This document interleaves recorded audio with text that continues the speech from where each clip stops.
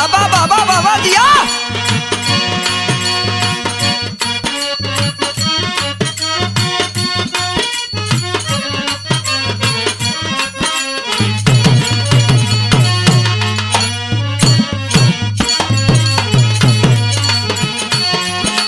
अरे जिया जिया कैमूर का सुगा दिया।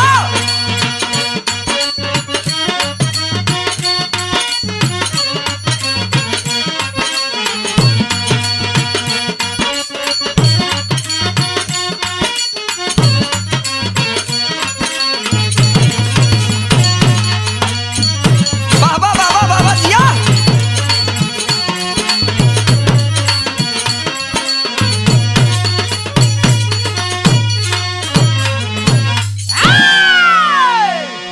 भोजपुरी लोकगीत बिरहा गायक मैं चौधरी चरण सिंह यादव, जिला कैमूर बिहार। Mobile number 9572419400। हम बिरहा के सुनवैया भैया लोग के बहुत बहुत प्रणाम करत बानी। हमारे साथी ढोलक वादक अकेला यादव, हारमोनिया मास्टर मनोज जी, टेरिवाह साथी प्रमुख नंदे श्यामा जी, कवि अनुजलाल जी, गुरु ओम प्रकाश यादव जी, हम रउआ सबके पाँव ध के पलगी करत बानी। हमरा विश्वास बा कि आप भैया लोग के ई गाना जरूर पसंद आई। ई कैसेट किरण म्यूजिक के निर्माता वीरेंद्र यादव के देख रेख में होत बा। रिकॉर्डिंग करता धनंजय जी के बहुत बहुत प्रणाम बा।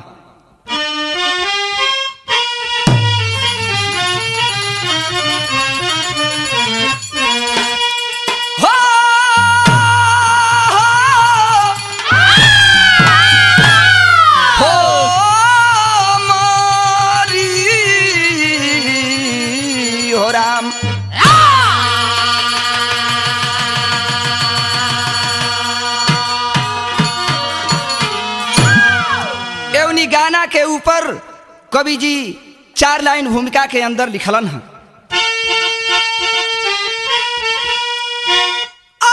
आवाज अल्फ्रेड के पार्क से खाया सीने में गोली थे शेखर जहां, जाके जलियान के बाग को देख लो, लाश पे लाश डायर बिछाया जहां, साथी सुखदेव भैया भगत सिंह गुरु, चूमे फांसी का फंदा कठिन हाल में, बाबू साबरमती फौज में नेताजी, क्रांति भड़की चरण सिंह अनुजलाल में।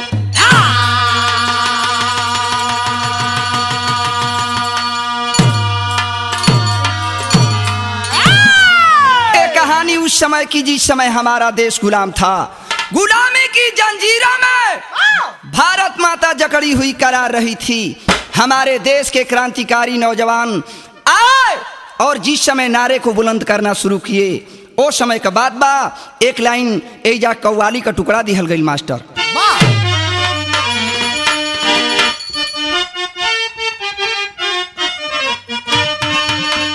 उहे कव्वाली का टुकड़ा बा। कौन?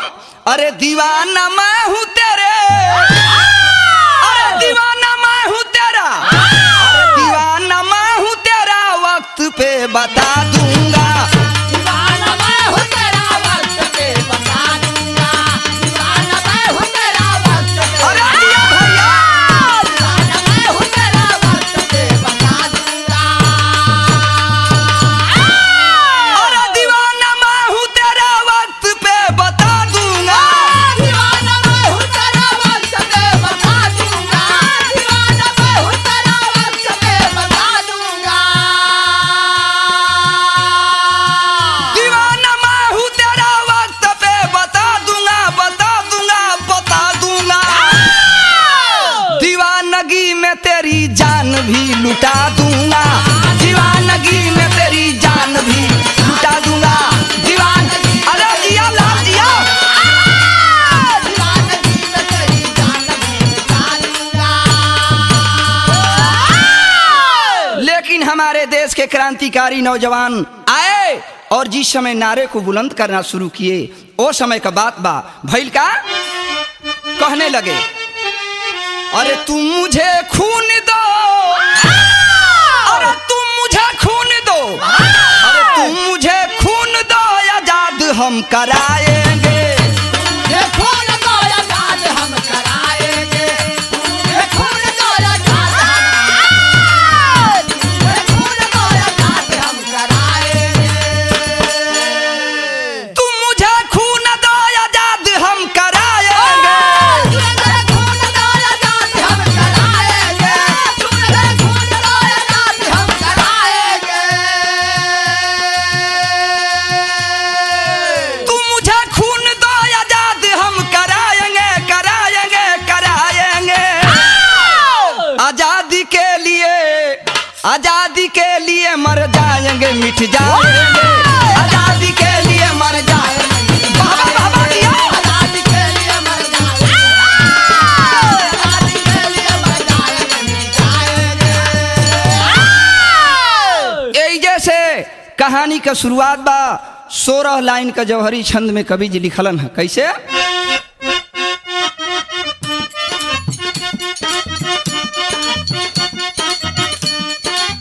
जिया से मेरे भारत के अंदर, मेरे भारत के अंदर पटियाला जेल पुराना, जेलर सर थॉमस आया, छपवाया है परवा।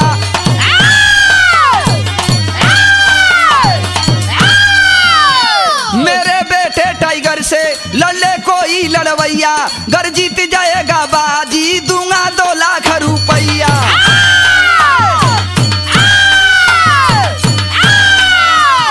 जब खबर मिली सागर को, सरबांध मुरे ठायाए, अखाड़ा ऊपर आके टाइगर से हाथ मिला जिया।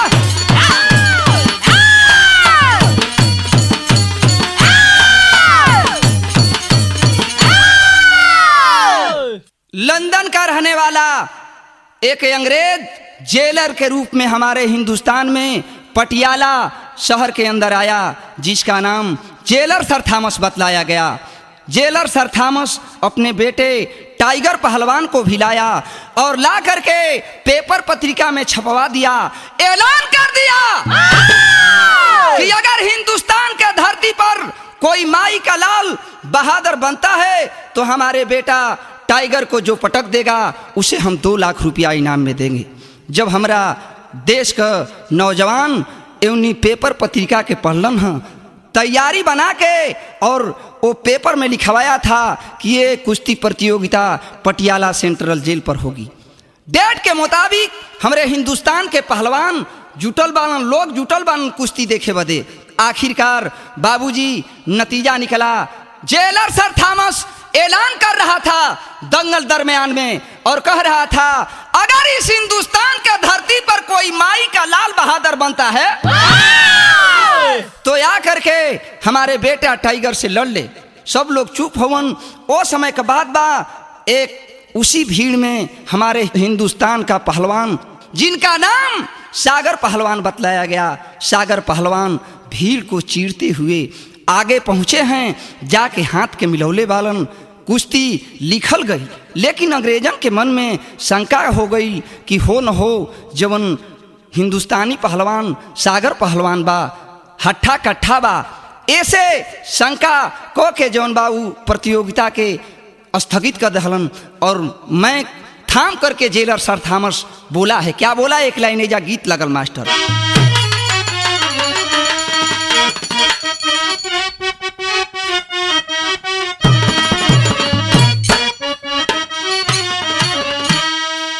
उहे गीत का लाइन बा कौन? हम तो ढूंढी मुदल रहली पियरी माटी से, देवरा मुआ न खोदे काटी से।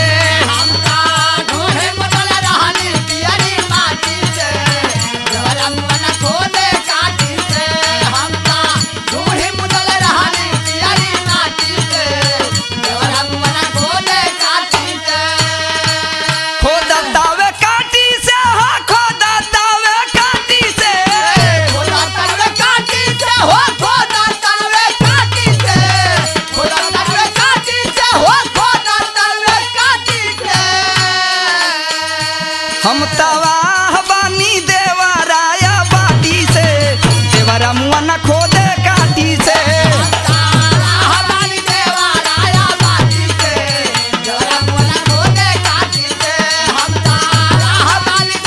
अरे जिया शेर जिया।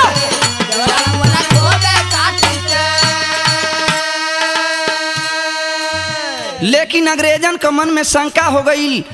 जेलर सर थॉमस मैं को थाम लिया है और बोला है, क्या बोला? हालो हालो कुश्ती होगी होली वाला दीनावा, हालो कुश्ती होगी होली वाला दीनावा, मनवा उदास भइल बा। हालो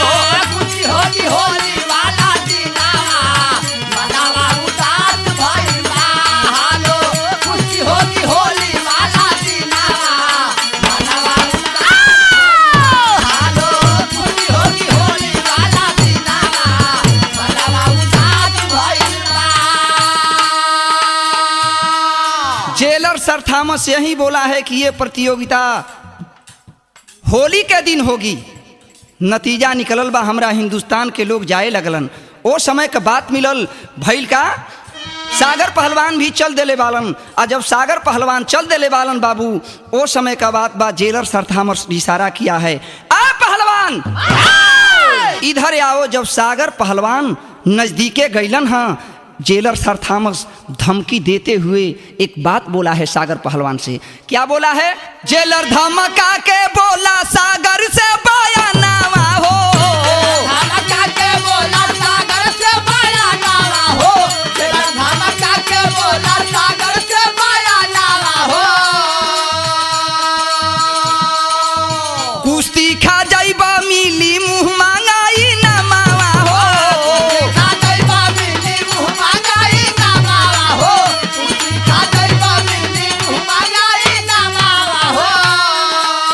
नहीं तो ओढ़ाई देव का फानावा, नहीं तो ओढ़ाई देव का फानावा, मनवा उदास भइल बा।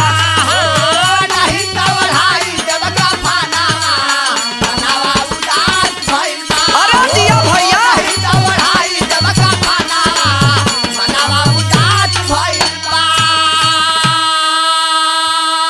जेलर सर थॉमस डांट करके सागर पहलवान से बोला है, अय पहलवान कान खोल करके सुन ले, अगर बाजी जीतने की कोशिश किया तो हम तुझे गोली से उड़ा देंगे। अगर बाजी हार जाओगे, 2 लाख रुपया का लालच किया है ना, अगर बाजी हार जाओगे तो 2 लाख हमारे लिए क्या है, हम तुझे मुँह मांगा इनाम देंगे। जब इतनी बात को सागर पहलवान सुने हैं, मन उदास होके घरे पहुँचल बालन। जब घरे गईल बालन बाबू, सागर पहलवान की दुल्हन सावित्री जिस समय देखती है कि सैया की आंख में आंसू बा, आज सावित्री बोलत बे, सैया रोज कुश्ती लड़के आवत रहलो, बड़ा हम तोहके खुश नजर देखत रहली, लेकिन आज उदास काहे बालो, बात का बा, तोहरा आंख में आंसू बा। जब इतनी बात को सागर पहलवान सुने हैं, सारा बतिया बतावे लगलन कि जेलर सर थॉमस टाइगर का बाप है, वो बोला है हमसे कि आए पहलवान कान खोल करके सुन लो, अगर बाजी जीतने की कोशिश किया तो हम तुझे गोली से उड़ा देंगे, अगर बाजी हार जाओगे तो हम तुझे मुँह मांगा इनाम देंगे। तो हमहू सोचा तानी कि काहे ना बाजी हार जाई, हम बहुत गरीब बानी, हमार गरीबियों दूर हो जाई, हमार प्रतिमा बेटी जवान बे, अच्छा खासा घर में शादी भी हो जाई। जब इतनी बात को सावित्री सुनती है, डांट करके सागर पहलवान से कहती है, जोर जांग के बचा के रखला। अरे जोर जांग के बचा के रखला, कवने दिन के साजन तू, वतन पे सौदाबाजी कैला मरना जाता लाजन तू। सावित्री सागर पहलवान की औरत कहलस कि तोहरा लाज नहीं खेलागत, तो जाके बल्कि चुल्लू भर पानी में नाक दरेर के मर जा, वतन पर सौदाबाजी कैल जाला। बड़ा बढ़ बढ़ के बतियावत रहला हमसे कि हमार खानदानी पहलवानी चलेला, का भुला गईला। इतना बात जब सावित्री कहलस, तब तक एक केवाड़ के आड़ से सारी बात अपने माता और पिता की प्रतिमा सुन रही थी। सागर पहलवान की जो लड़की थी, डांट करके आ करके अपने पिताजी से कहती है कि कई के सम्मान का सौदा तू, कई का खा जाइबा मार कटारी मर जाइब हम करनी के फल पा जीबा। प्रतिमा कहलस कि बाबू हमारा अच्छा खासा घर खातिन अच्छा खासा बर खातिन अगर देश का मान सम्मान मिट्टी में मिलाइबा कटारी भोंक के सीना में मर जाइब तो हर सपना अधूरा रह जाई। सागर पहलवान का गर्दन झुक गई शर्म से। आखिरकार कुछ दिन बीतल बा बाबू, धीरे धीरे उहो टाइम आ गई जवन की टाइम होली वाला बा। एक लाइन एक जा उहे गीत का लाइन बा मास्टर।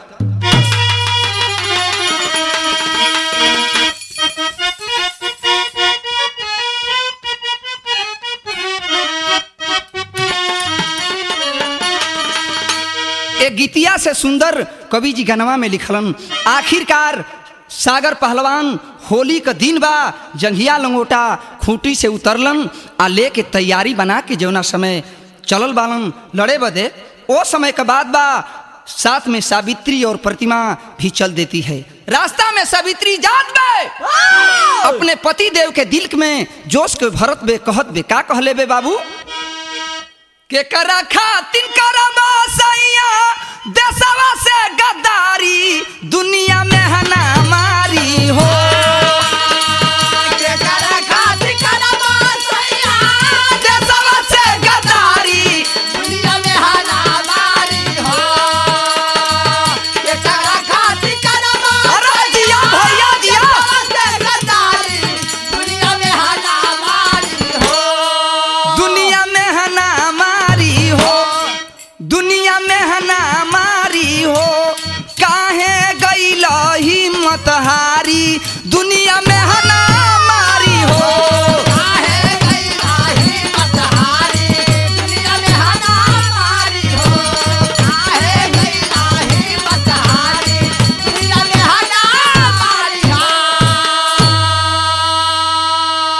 आज बाबूजी आजकल का मेहरारू वाली सन अगर पति ओकर लड़ाई में जात बा भोर अकवारी धोली हसन कहीं स कि राम जी मत जाने तो मार दी हम सब पक दिन कपड़ा फूट जाइए राम जी।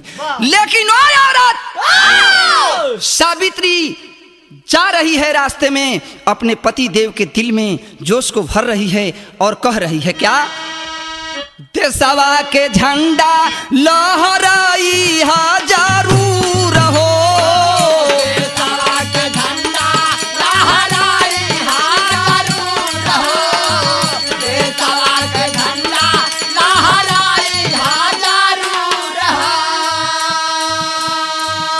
भल ही धोवाई जाई मांगी कैसे नूर हो। भल ही धोवाई जाई मांगी कैसे नूर हो। भल ही धोवाई जाई मांगी कैसे नूर हो।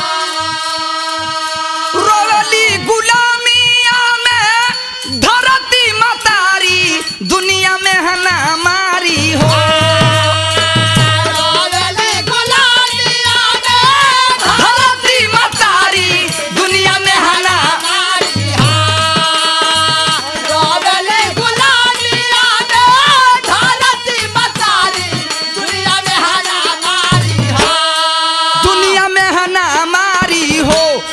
दुनिया में हना मारी हो काहे गईला हिम्मत हारी दुनिया में हना मारी हो। काहे गईला हिम्मत हारी दुनिया में हना मारी हो। काहे गईला हिम्मत हारी दुनिया में हना मारी हो।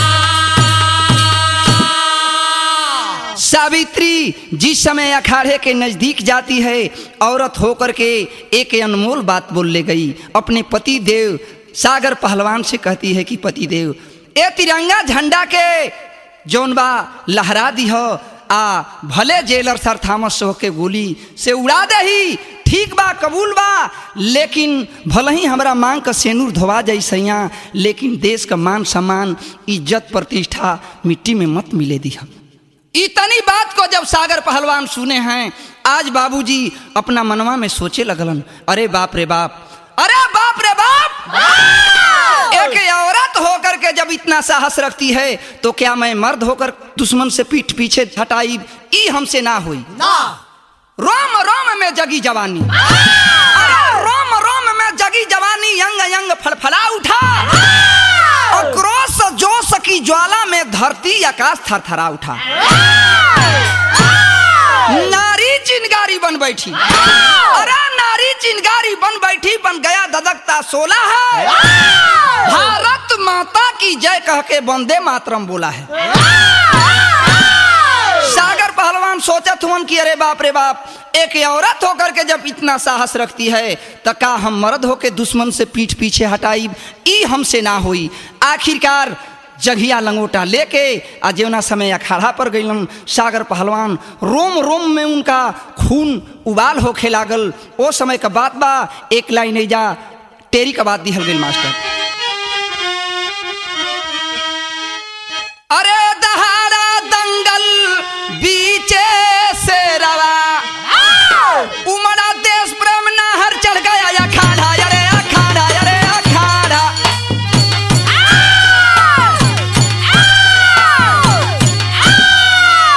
उमड़ा देश प्रेम नहर चढ़ गया अखाड़ा, दहाड़ा दंगल बीचे से रवा। आज सागर पहलवान अखाड़ा पर चढ़ गईलन।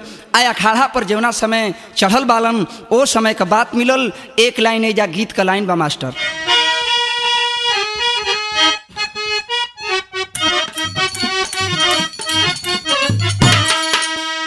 वह गीत का लाइन बा कौन कि अरे सासा मारे तनवा, अरे नदिया मारे तनवा, हो तनवा हई हो मारे ले, हो तनवा हई हो मारे ले, हमरे भौजी के बोहिनिया तनवा हई हो मारे ले, हमरे भौजी के बहिनिया तनवा हई हो मारे, हमरे भौजी के बहिनिया तनवा हई हो मारे।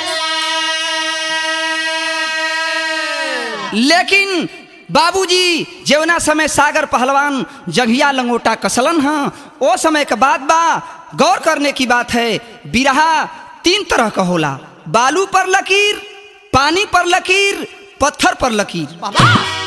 बालू पर लकीर हवा का झोंका आई खत्म हो जाई, छिनरी भौजी धुन तराना जौन होला पानी पर लकीर होला। जो बिरहा की लाइन होती है पत्थर पर लकीर होती है। जवना समय एजा तन की कवि जी बीरस चढ़ा के लिखलन, जवना समय जंघिया लंगोटा सागर पहलवान कस लेहलन, ओ समय का बात मिलल भइल का, अरे जंघिया लंगोटा कसले, अरे सागर पहलवान रे चाहे जनवा जई है ना, चाहे जनवा जई है ना, तोरा बू दंगल में घुमनवा, चाहे जनवा जई है ना, तोरा दंगल में घुमाना, चाहे जनवा जई है ना, तोरा दंगल में घुमाना, चाहे जनवा जई है ना। जंघिया लंगोटा सागर पहलवान कस के जवना समय दंगल दरमियान में गईलन हाँ, सोचत हूँ अपना मनवा में कि देखब कि दुश्मन के जांघी में कितना खून बा।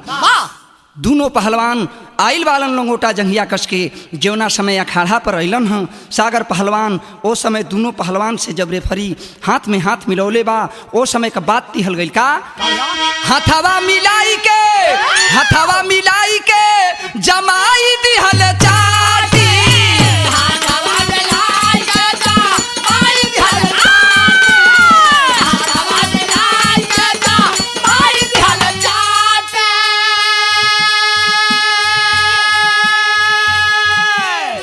टाइगर पहलवान खैले भर मुँह माटी, टाइगर पहलवान खैले भर मुँह माटी, टाइगर पहलवान खैले भर मुँह माटी।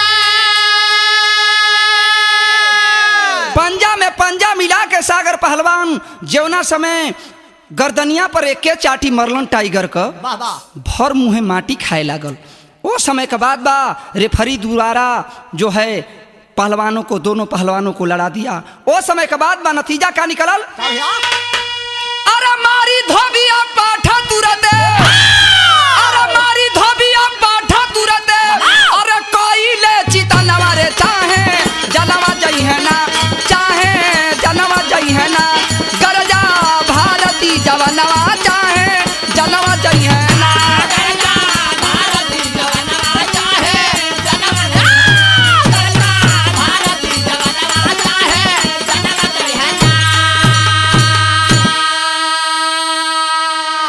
टाइगर के सागर पहलवान जो ना समय हमनी के हिंदुस्तानी दाव धोबिया पाठ दाव मरलन हाँ टाइगर पहलवान चीते अखड़वा में चारों खन्ना चीत गिरल चढ़ गईलन छतिया पर कि अंग्रेज हम सन बेमानी क दी हसन। ओ समय के बाद छतिया पर सागर पहलवान चढ़ के आ ठेघुनवा से लगलन ठेघुनियावे आ कहे लगलन का कहे लगलन भैया कि लंदन में जोड़ी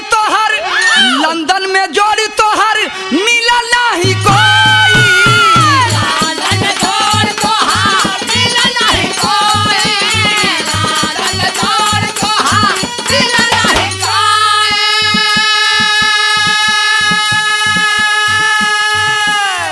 खोजे अइला सारई हवा का तू बहनोई खोजे अइला सारई हवा का तू बहनोई खोजे अइला सारई हवा का तू बहनोई कि अरे तड़ा तड़ा ताली बाजे अरे गूंजा या समनवा रे चाहे जनवा जई है ना अरे चाहे जनवा जई है ना गरजा भारती जवानवा चाहे जनवा जई है ना गरजा भारती जवानवा चाहे जनवा जई है ना गरजा भारती जवानवा चाहे जनवा जई है ना। सागर पहलवान छतिया पर चढ़ के लगलन ठेघुनवा से 2-4-5 हाली कड़ेरे ठेघुनिया दहलन। टाइगर मुहवा से हल हल खून भी गे लागल पिछली से धुइयां भी गे लागल यानी कि मर गई। गांधी जी रहलन बाबू गांधी जी सागर पहलवान के इशारा कैलन अय पहलवान जल्द से जल्द यहाँ से भगो। सागर पहलवान वो भीड़ में सावित्री और प्रतिमा को लेकर के भगने लगे। आज जिस समय भगने लगे वो समय का बात बा सरंगा में कवि जी लिखलन कई के मीटिंग आइले गोरबई मानावा अरे गोरबई मानावा हो चारू ओरी साली हले घेरा वाया धड़ धड़ गोलिया चा लावे दुसुमानावा चा लावे दुसुमानावा हो गैली धरतियारा गाया सागर सावित्री भैली गोली के निशानावा अरे गोली के निशानावा हो प्रतिमा के पकड़े धा धा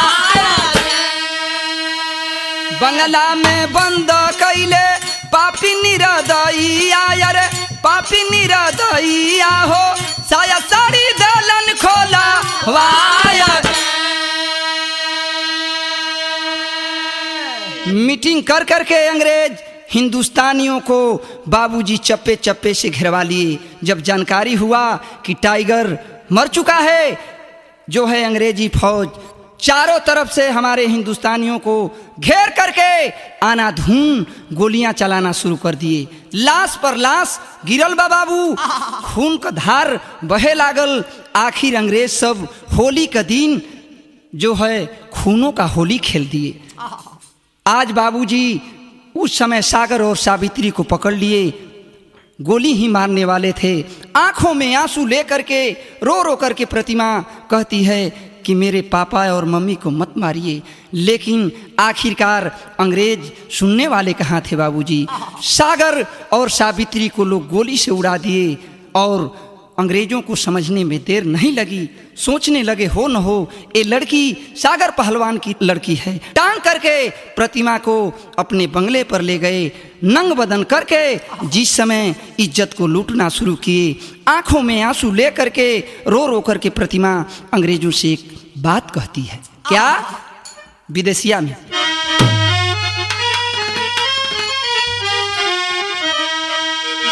माई बाबू के हमारे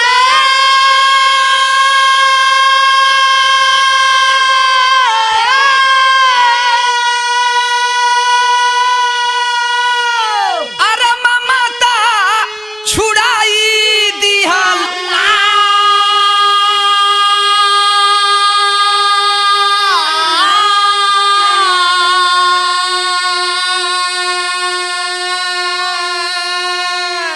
काहे कर सोका में ससती आए बाबू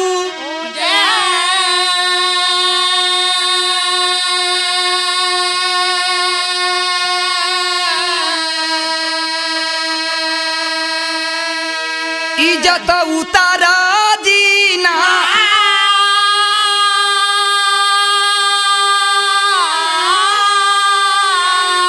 से नूरा उधारा देईदा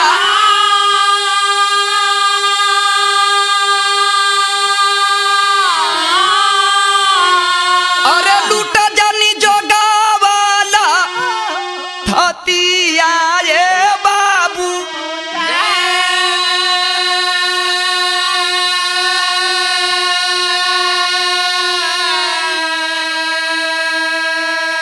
प्रतिमा रोती रह गई, बिलखती रह गई। मेरे पाक दामन को नापाक मत बनाइए भैया, मत बनाइए भैया, यही कहती रही। लेकिन साला डिब्बे के दूध पीने वाले बिलैती कुत्ता मानने वाले कहाँ थे? प्रतिमा की एक नहीं सुने। जिस समय प्रतिमा के साथ अंग्रेज सब मिल करके सामूहिक बलात्कार किए, उस बलात्कारी को प्रतिमा सहन नहीं कर पाती है, बेहोश हो जाती है। अंग्रेज आपस में विचार किए इसका ऐसा हाल किया जाए ताकि अगर हिंदुस्तानी देखें तो हमारे खिलाफ कोई नाराबाजी लगाने की कोशिश मत करें। यही सोच करके अंग्रेज सब किए क्या? इज्जत उतारे पापी, इज्जत उतारे पापी, काटे या सतानावा हो।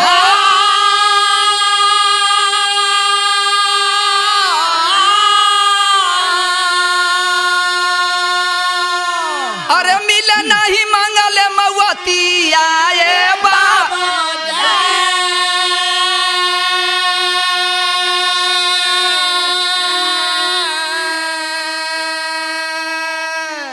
प्रतिमा बेहोश हो जाती है। अंग्रेज सब आपस में विचार कर करके मरे हुए समझ करके दोनों स्तन को काट करके बाबूजी ले जा करके मरे हुए समझकर एक चौराहे पर फेंक दिए। लेकिन प्रतिमा अभी मरी नहीं थी, जिंदा थी।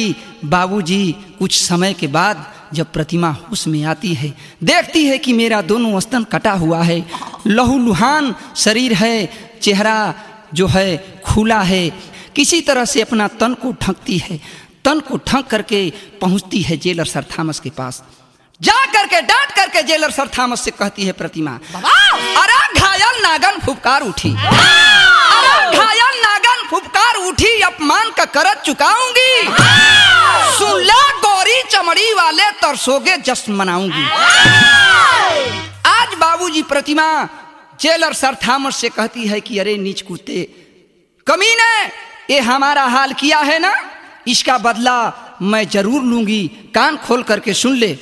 जेलर सर थॉमस हंसता है, कहता है कि जाओ जाओ प्रतिमा, हमारा तुम क्या बिगाड़ सकती हो? तुम्हारा है कौन दुनिया में जो कि हम लोगों के खिलाफ कोई आवाज़ उठा दे?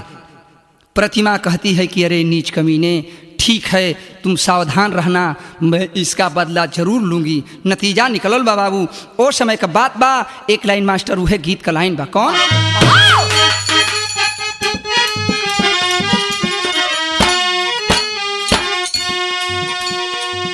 अरे पियावा, अरे पियावा मिला ला ला ला मुंगावा, बोले के सपनावा ये भाऊजी।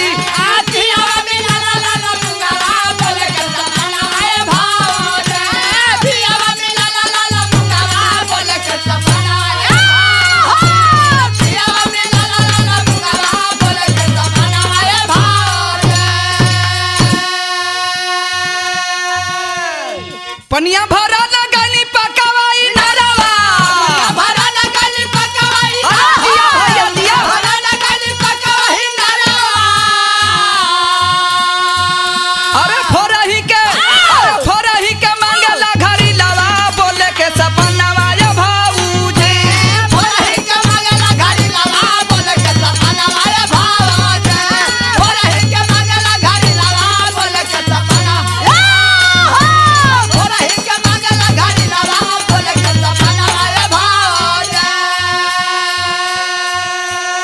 गीत बा। लेकिन बिरहा में कवि जी लिखलन है भाव में। आज प्रतिमा जेलर सर थॉमस के यहाँ से चल देती है, दिल में बदले की भावना है, करती है प्रतिमा का बदला की, अरे बदला की धधा के यगिनिया, बनली नगिनिया हो प्रतिमा। बदला की धधा के यगिनिया, बनली नगिनिया हो प्रतिमा।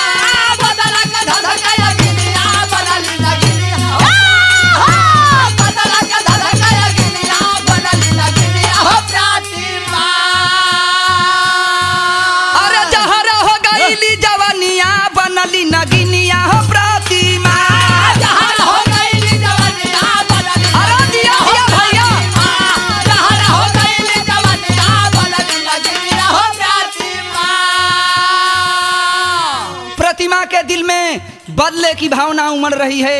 आखिरकार प्रतिमा चलती है, जाती है। एक क्रांतिकारी टोली थी और उस टोली में जिस समय जाती है वो समय का बात मिलल भइल का क्रांतिकारी टोलिया में भइली बहाली, क्रांतिकारी टोलिया में भइली बहाली, क्रांतिकारी बाबा, टोलिया में भइली बहाली।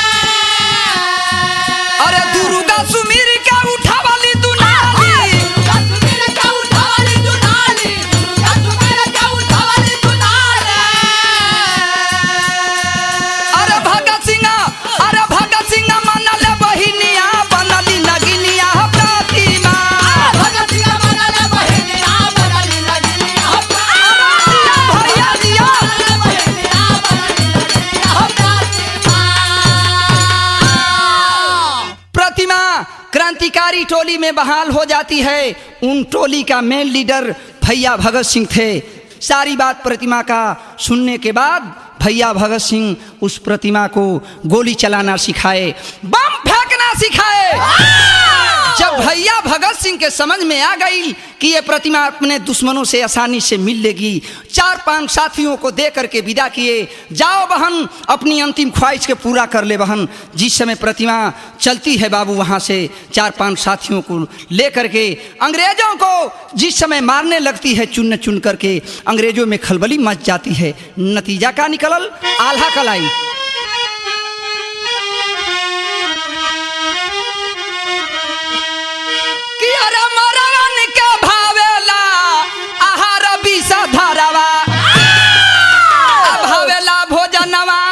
चकोर के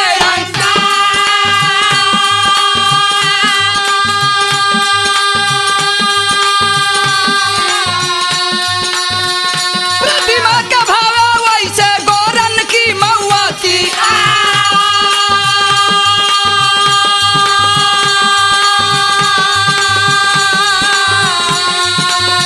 मारी मारी मुदाई के कैली खारी,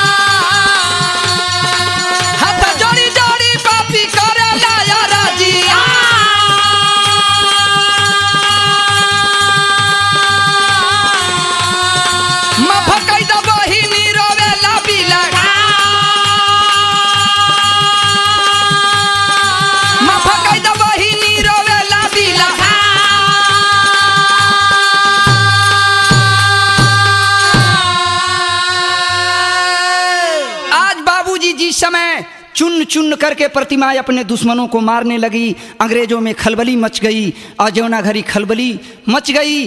वो समय का बाद सभी दुश्मन को मारने के बाद प्रतिमा पहुंचती है। एक दुश्मन मरने के लिए तैयार है जिसका नाम जेलर सर थॉमस है। जेलर सर थॉमस के पास प्रतिमा पहुंचती है। जेलर सर थॉमस जो है शराब का नशे में था और शराब पी रहा था। देखता है प्रतिमा को, कहता है कि आओ आओ प्रतिमा। सोचता है कि प्रतिमा खाली हाथ आई है, ये हमारा क्या बिगाड़ सकती है। लेकिन प्रतिमा पहले से चालाकी की थी। अपने ब्रेसियर में 2 बम बना करके अपने ब्रेसियर में बम छिपा करके गई थी। दोनों स्तन बाबूजी कटा हुआ था, प्रतिमा दोनों स्तन बम का बनाई थी। पहुंचती है जेलर सर थॉमस के पास, पहुंच करके और कहती है कि हाँ साहब, मैं आप ही के लिए तो आई हूँ। बैठती है प्रतिमा। जेलर सर थॉमस बात करने लगता है। जेलर सर थॉमस की तनिक आंख झुकी है बाबू, जेलर सर थॉमस की तनिक आंख झुकी है। प्रतिमा अपने ब्रेसियर से बम को निकाल लेती है। डांट करके कहती है कि अरे नीच कुत्ते के औलाद,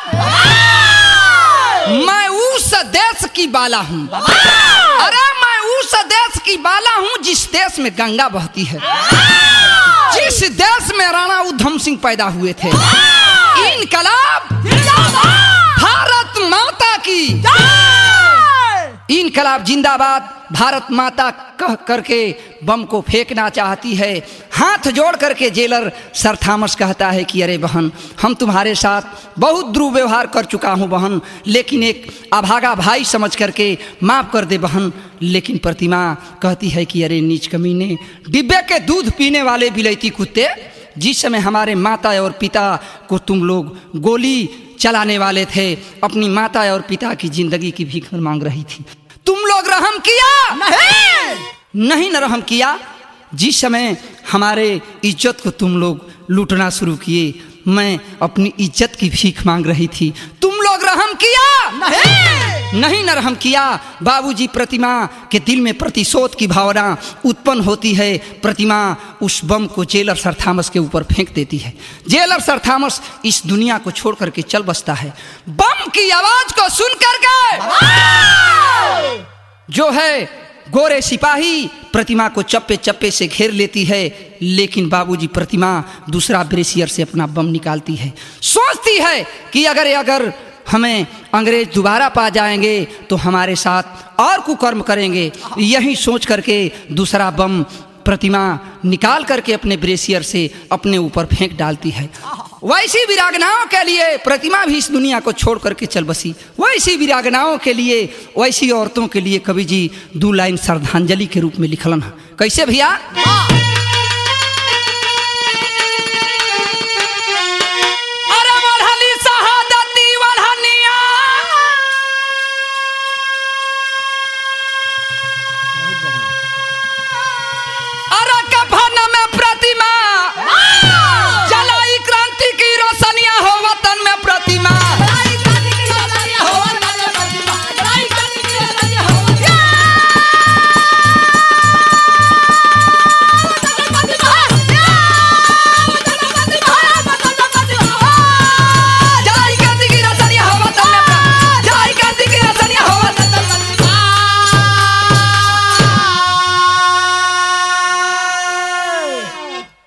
बाबूजी, एजे से कहानी का समाप्ति बा।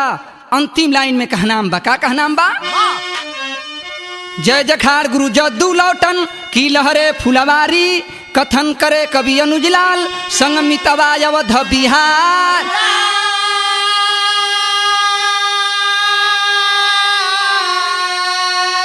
अरे